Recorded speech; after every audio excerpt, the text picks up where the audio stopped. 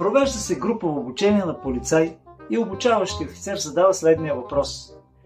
Кажете ми, каква е по цвят синята полицейска униформа?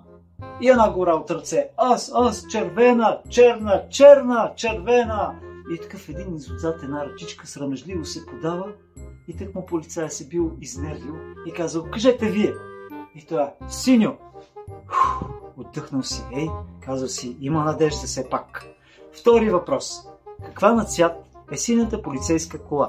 И пак една гора от ръце. Аз, червена, черна, бяла. И с надежда той гледа за срамежлива полицай да дигне ръчичка и в този момент се дига тая срамежливата ръчичка.